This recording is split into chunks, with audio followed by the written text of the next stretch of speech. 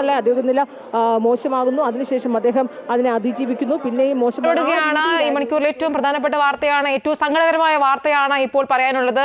മുൻ മുഖ്യമന്ത്രി VS അച്യുതാനന്ദൻ വിടവാങ്ങിയിരിക്കുന്നു. ഏറ്റവും സങ്കടകരമായ ഒരു വാർത്തയിലേക്കാണ് പോകുന്നത്. VS അച്യുതാനന്ദൻ വിടവാങ്ങിയിരിക്കുന്നു. 102ാമത്തെ വയസ്സിലാണ് അദ്ദേഹത്തിന്റെ വിടവാങ്ങൽ.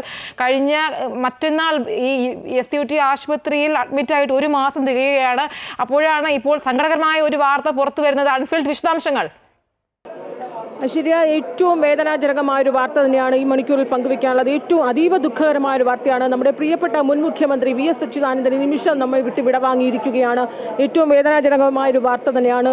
VS വിടവാങ്ങി. അദ്ദേഹത്തിൻ്റെ വിടവാങ്ങൽ ഔദ്യോഗികമായി സ്ഥിരീകരിച്ചിരിക്കുകയാണ്. സർക്കാരും ഭരണകൂടവും അദ്ദേഹത്തിൻ്റെ വിടവാങ്ങൽ ഔദ്യോഗികമായി സ്ഥിരീകരിച്ചിരിക്കുകയാണ്. 23-ാം തീയതി ആശുപത്രിയിൽ പ്രവേശിപ്പിക്കുമ്പോൾ, കഴിഞ്ഞ ജൂൺ 23-ന് അദ്ദേഹത്തിന്